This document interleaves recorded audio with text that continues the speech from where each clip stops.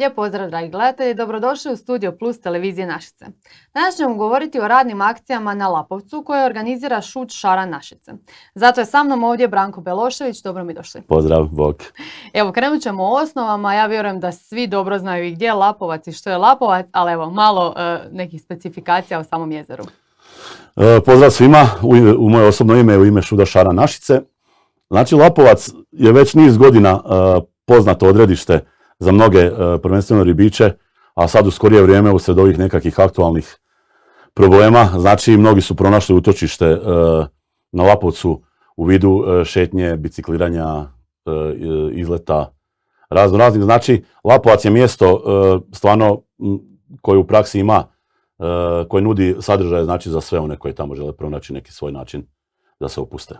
Znači, nikad aktivnije na Lapovcu? Apsolutno nikad. Znači, ribiči su posebno nezadovoljni zato što nisu navikli na tako prometno, na takvu gužvu iza sebe za vrijeme ribolova. Ali morat će se nositi s tim, jer sve dalje to se sigurno neće smanjiti, nego način na koji Lapovac raste i razvija se može jedino pojačati te neke dodatne aktivnosti.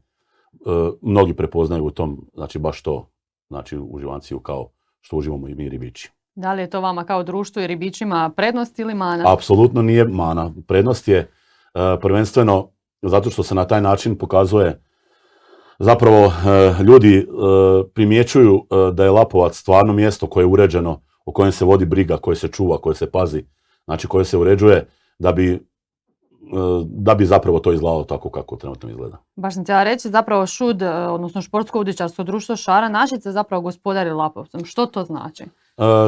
Znači ovako, Šut Šaran je dobilo prije nekakvih 30 godina, nisam točno siguran, znači koncesiju na gospodarenje Lapovcem kao vodom da bi se vršila aktivnost sportskog ribolova i mi smo dužni u toj koncesiji znači voditi brigu o samoj obali, da ona bude prije svega prohodna, a mi smo znači naravno tu mislim želimo da to sve lijepo izgleda, tako da smo počeli voditi brigu i o odvozu smeća, znači o uređivanju obale, znači da se mjesta pripreme, da se ribolov može vršiti što lakše, da nema nekakvih prepreka, da se može kampirati i to je to.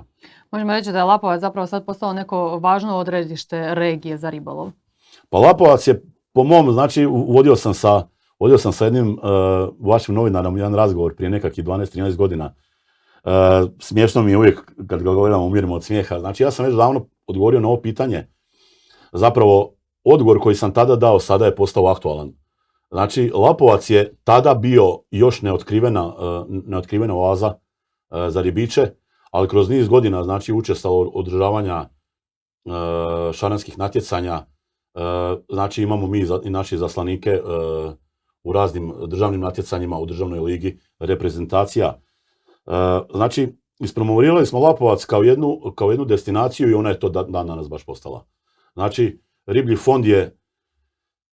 fond je izrazito dobar, izazov je uvijek, baš zato ga mnogi ribiči vole, nije klasičan onaj ribnjački sistem da ti dođeš, zabaciš udicu i uloviš šarana, ipak se moraš malo potruditi.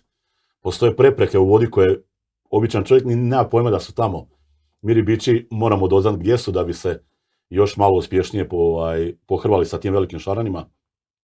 Ali u principu izazovan je, nudi dobre ulove, znači rekordan ulov je šaran 27 kila. Mnogi znači ne mogu zamisliti kako je ta riba izgleda, znači ali rećemo da je nešto ovako kao ovaj stol veličine. Znači, baš je onako posebna je voda i osim borovika, koji recimo u Slavoniji ima jedan problem koji smo mi riješili, ali on ne može zbog nekakvih drugih razloga riješiti infrastrukturu. Na Lapovcu su sva mjesta na kojima je dopušten ribolov uređena na način da se može vozilom doći do mjesta, može se znači izbaciti pribor potreban kamp na mjesto i nakon toga se vozilo uklanja na mjesto opet koje je pripremljeno za ostavljanje vozila uz jezero i to je još jedan veliki plus. Ostatak tih nekakvih popularnih voda u Slavoniji su više ribnjačkog sistema, ali površinom i ribljim fondom i zapravo tim nekakvim lijepim onako prirodnim šumskim ambijentom mislim na Lapovac.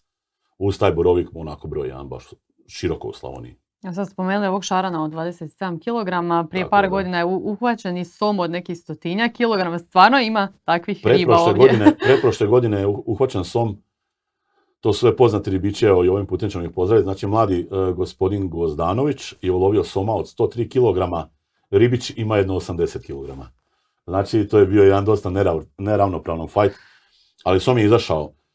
Dosadašnji rekordni ulovi su bili nekakvih 70 i 80 kg kroz godine i to su već prilično veliki primjerci. No, pretpostavka je bila da uvijek misliš da postoji nekakva veća riba od te koja se ulovi. I dobro smo pretpostavljali, eto, desio se ovaj ulov koji je stvarno onako vrijedan spomena za jednu vodu koja nije rijeka, recimo, gdje se pa i zapravo taj vijek Lapovca nije nešto, Lapovac nije prestaro jezero, nekakvih tih 30-ak i nešto godina, to je izrazito dobar pokazatelj kako riba, recimo, poput soma, dobro, on je prodrljiva grabljivica, napreduje u jednoj zatvorenoj vodi koja nije rijeka. Vama somovi nisu zanimljivi kao profesionalnom ribiču, ili? Pa, apsolutno ne. Možda nezgodno je sad o tom pričat, nemam afiniteta prema grabljivicama, ne zato što je to nešto, nego jednostavno šaranski ribolov malo dinamičniji, puno aktivnije što se tiče aktivnosti, priprema, prezabacivanja tih nekakvih hranjenja. Puno je fizički aktivniji nego lov grabljivice i nešto malo možda reći ću, što se ulova tiče, puno je lakše uloviti šarana. Šaran je, dolazi, izazivaš ga hranom da ti dođe, znači, k tebi, a soma moraš ga potražiti, isto nagovoriti ga da ujede hranu teško. Sve samo zanimljivo i ono... Da, ribolov je izrazito zanimljiv i u principu, evo sad mi je palo na um, znači, šut Šaran Našice na Lapovcu promovira ribolov i čak ne samo šaranski, malo je nezgodno te mališane učiti baratanjem sa tim teškim priborom, ali već zadnjih par godina aktivno održavamo školu ribolova i to kompetitivnu školu ribolova sa mališanima, udicom na plovak i mogu vam reći da imamo ekspanziju. Sad više ne možemo odraditi u jednom komadu to natjecanje koje mi njima pripremimo u lovu tih ribica, nego moramo u 2 ili 3 skupine podijeliti, onda znate kakav je odaziv. Što je svakako isto jedna odlična stvar, imamo feedback da je u budućnosti, da je budućnost ribolova svjetla. Kolika su to djeca uzrast? Pa ima čak i onima kojima tate moraju pridržavati štap, ali znači onako, ali recimo oni što mogu već samostalno prosuđivati i razmišljati što rade od 4 pa do osnovnoškolskog uzrasta uglavnom. Odlično, djevojčica? U jednakom omjeru. I čak zanimljiva situacija je da su djevojčice puno trofejnije nego dječaci. Znači, u biti spretne su. Obično su zato krivi roditelji ribolovci. Odlično. Dobro, evo, u biti svi oni su zapravo budućnost vašeg društva, ali i Lapovca, ali vi trenutno radite baš na održavanju da to i bude zapravo za generacije koje dolaze. Kakve su to zapravo akcije koje provodite? Evo ovako, znači svake godine se tradicionalno početkom godine odrađuju radne akcije gdje društvo sa svojim starim novim članovima, ja volim reći, kompenzira jedan dio davanja za godišnju ribolovnicu, gdje oni sami sudjeluju u nekakvom tom održavanju i prilagodbi obale za ribolov, a samim tim si smanjuju troškove godišnje ribolovnice, što je danas recimo za mnoge bitna stavka u ovoj općenitoj krizi. Jel? Radne akcije svake godine su prvenstveno održavanje i čišćenje, krčenje obale. Znači da obala bude prohodna, da to lijepo izgleda prije svega, a sad planski se ovi krupniji zahvati se ne mogu odraditi svi u komadu, nego svake godine se odredi recimo 2 ili 3 mjesta ribolovnih pozicija koja će se urediti i popraviti, prilagoditi malo da budu baš postoji forma ribolovnog mjesta u koju se ribolovna mjesta pretvaraju. Postavljanjem raznih pilota, nasipavanjem kamena i zemlje, da to bude onako baš i slika. Svake godine ne možemo napraviti više od 3 pozicije. Ove godine smo krenuli sa rekonstrukcijom 2 mjesta, iz razloga zato što idemo dosta žestoko sa rekonstrukcijom prometnice oko jezera. Već uslijed nekakvih, mislim to se stalno pomalo krpa, ali sad smo baš žestoko morali uprt nekakvih 100 kubika za početak tucanika smo nasuli, jer usred prometovanja i šumarijskih vozila i kojekakvih traktora koji su tu zapravo koji ovdje moraju proći, a i samih vozila ribiča i ovih namjernika koji dolaze na opuštanje. Put je trošan i mora se povremeno znači, zakrpati. Tako da ove godine smo sredili 2 mjesta i jedan dobar dio znači, te prometnice smo sanirali. Da li u akcijama mogu sudjelovati i drugi građani Našica? Apsolutno. Znači, na stranici Jezero Lapovac Našice na Facebooku, znači svaki tjedan ispred vikenda kada je akcija, znači pušta se obavijest, poziv članovima koji tada isto tu obavijest dijele da bi se u što većem broju ljudi odazvali. Ali, znači, isto tako i građani, svi ljubitelji, ovi, kak da kažem, isto, svi koji žele podržati naš rad, svakako su dobrodošli, niko se neće odbiti. Iskoristio bi svakako ovo da bi pozvao i predstavnike drugih udruga koji skupa s nama koriste obalu Lapovca, prije svega znači trkači i biciklisti, s kojima već niz godina isto tako jako dobro surađujemo i njih bi ovim putem pozvao, znači da ne oklijevaju se priključiti, jer mi stvarno preuzimamo taj dio inicijativu, znači isto moramo zahvaliti i gradu Našicama na isto već niz godinama potpori dijelom u izvođenju tih radova, znači i grad vidi da se to radi, znači da se trudimo oko toga i tu nas podržava, pa eto pozvao bi znači na ostale naše udruge da nas pridruže. Evo u ovoj godini je odrađena 3 akcije, da li je bilo tu već građana nekih uključenih? Pa gledaj ovako, ima jedan zanimljiv princip, mislim slabo ko to pretjerano broji, te nekakve sate koji su oni obavezni uslijed tih nekakvih kompenzacijskih dijelova, tih radnih akcija odraditi, ali često oni koji su iz nekakvih, imamo članova iz čitave regije, ne znam, od Broda, Požege, Valpova, Osijeka, Đakova i slično, tim ljudima se baš nešto i ne isplati dolaziti na radne akcije ako će gledati isključivo na odradu tih sati. Tako da ljudi dođu, dati svoj doprinos, odrade svoj dio, upoznaju se znači sa starim i novim članovima koji također sudjeluju u tim radnim akcijama, a često povedu i društvo. Znači, jedan je član, dovede pun auto, njih 4, više ruku može napraviti više posla, a u krajnjem slučaju to nikad ne završi radna akcija odlaskom kućama, nego vatra gori, tradicionalni ovi slavonski proizvodi su na vatri. A ne riblji? Pa ne, mi smo sportaši. Dobro, evo koliko je u biti aktivnih ribiča i u biti koji sudjeluju na samim tim akcijama, da li možete napraviti sve što je zamišljeno? U prosjeku to pa bude, ne znam, nekad 10, nekad 15, nekad 20 ljudi, nekad više, ali u principu uvijek bude dovoljan broj, ta kritična masa postoji da bi se izvukao dovoljan broj ljudi da bi se radna akcija mogla održati. Dobro, imamo mi tu i tehnički smo sad već popraćeni raznim ovim sponzorskim, ne znam, ustupaju nam privatnici strojeve, znači da bi se ti poslovi odradili lakše i brže, tako da u principu često su za nekakve onako manje zahtjevne aktivnosti, neću reći da je lagano, ali stroj odradi veći dio, tako da se može recimo i sad 10-15 ljudi odraditi takva radna akcija. A koliko u biti društvo samo okuplja ribiča? Samo društvo u prosjeku, ja recimo baš imam te točne podatke jer sam sad zadnjih par godina sam baš osobno bio na prodaji ribolovnica, pa seniora blizu 200 svake godine. Ja se nadam ove godine, stvarno mislim da smo sad već izrasli u jednu brojku koja će preći 200 seniora, a kadete, ove malene, znači ispod 14 godina, ja ih ne mogu više prebrojati jer, pa mislim da ima još barem možda pola toliko, 80 ili 100, znači još kadeta.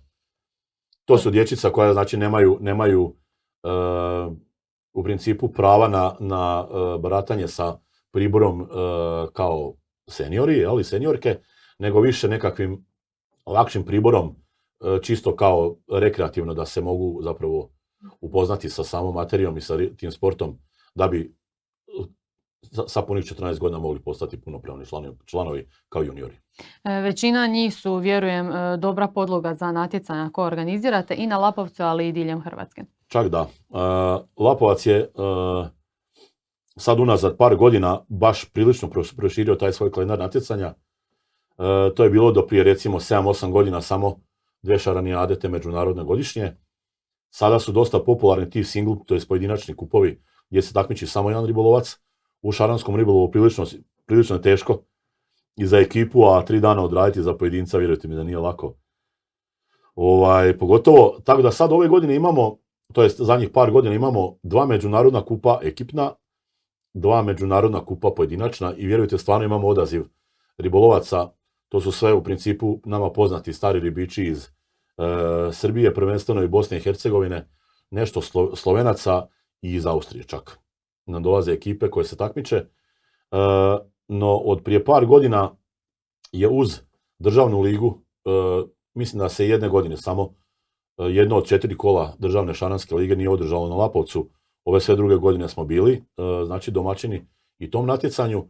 Ove godine ćemo imati i predkolo, zbog izrazito velikog odaziva ekipa u šaranskoj ligi državnoj. Imat ćemo i predkolo na Lapovcu. Isto tako šaljemo i 3 ekipe. To su recimo nešto mlađe ekipe koje se tek moraju iskaliti za ova veća natjecanja koje će pecati županijsku, znači ligu. Znači na svim frontovima smo prilično aktivni. I dobio sam zapravo jedan podatak zanimljiv danas u konzultacijama sa našim vodstvom. Fun fact je da smo šut šaran Našice je najtrofejniji, ima najtrofejnije pojedince u čitavoj državi. Znači, Hrvatska je, to je već mnogima opće poznato, par puta smo već vikali to na glas, da je Hrvatska u šaranskom ribolovu što je Brazil u nogometu, doslovno. Znači, mi ovog trenutka da se prestanemo baviti šaranskim natjecanjima kroz niz godina, znači 10 godina da uopće ne idemo nigdje, nitko nas ne može stići u broju odličja. Što ekipno imamo izvrsne pojedince u državi koji su i pojedinačni svjetski prvaci i doprvaci i slično, a šut šaran Našice unutar tih silnih odličja ima najveći doprinos. Znači smiješno, čak neću reći smiješno, evo, opet sam se nežio. Jedna ovakva mala sredina je polučila ogroman broj u prosjeku pojedinaca koji su jako uspješni u tom sportu i to je zapravo jedan dodatni pokazatelj koliko je taj sport u Našicama popularan i što se sve sa tog Lapovca rodilo. Imamo 17 pojedinačnih odličja, znači sa svjetskih smotri. To su svjetska prvenstva gdje se takmiči isto mijenja se ta brojka, ali recimo čak do 30 svjetskih reprezentacija, od kojih su 10 velesile. Znači ljudi koji su izmislili čak taj sport, mi ih učimo onome što oni rade najbolje. To je odlično. Znači da Lapovac stvarno mora biti savršeno uređen da se tako nešto i nastavi u godinama koje slijede. Upravo tako. Čak ovim stranim natjecateljima koji nisu domaći momci, Lapovac nije omiljena voda za natjecanja jer je prilično težak. Na Lapovcu postoje 3-4 različita, ja to kažem, atmosfere. Ribič kad dolazi na Lapovac može odabrati, znači, potpuno 3 različite vrste ribolova, a loviš istu ribu. Znači, postoji dubina koja je čista, bez prepreka, srednji dio jezera sa mješovitim preprekama i onako nepravilno raspoređenim i nekakvom srednjom dubinom jezera i pličine jezera koje obiluju granjem. A oni su navikli svi uglavnom pripremiti se za šaranski ribolov kao takav, ali ne više podvrsta. Tako da im nije drag. U principu volimo reći da mnogi lome zube na Lapovcu. Znači da ste onda vi bolji od njih na domaćem terenu. Imamo svakako veliku prednost domaćeg terena. Evo, svi misle u biti da je pecanje zapravo dosta ozbiljan posao, svi moraju šutiti dok se to peca, ali ima li nekih zanimljivih anegdota sa samog pecanja? Pa ne znam sad šta bi izdvojio. U biti glavna fama je ono što bi trebalo razviti kod ljudi, da ribolov nije držanje štapa i gledanje u plovak. Ja recimo da skinem naočale mogu gledati 3 dana u plovak, ne vidim ga. Znači po tim podvrstama, znači na Lapovcu je najviše zastupljen šaranski ili lov grabljivice, to su stacionarni ribolovi koji su onak, kako da kažem, pa dinamičniji. Moraš prezabacivati, moraš stalno raditi i ne moraš toliko šutit. Mislim, ribiči su i poznati veseljaci, često ćete kod njih vidjeti vatricu, skotlić, nekakav ili roštilj, nekakvu čašicu isto na stolu ćete često vidjeti. Tako da mislim da nije to baš tako. Mislim, ribiči su prilično ozbiljni većinom onom što rade, ali da su tihi i ne moraju nužno biti tihi. Znači nikoga nije riba odnijela u Lapovac? Ja se nadam da ne. Odlično. Eto, želim vam puno sreće u budućim radnim akcijama. Ovo je prilika i da najavite sljedeću, ako se zna kada je. Najljepša sljedeća radna akcija održat će se 12. veljače, znači ove subote. Svi su pozvani, prijateljske udruge. okupljanje 8 sati kod kućice na Lapovcu. Svi su pozvani, znači i građani, prijatelji Šuda Šaran i isto tako ostale udruge. Evo, nadam se dobrom odazivu, a vama puno sreće Isto u tako. daljem radu. Hvala lijepo. Evo, dragi gledatelji, i vas pozivamo na ovu radnu akciju, a do sljedećeg Studija Plus, lijep pozdrav!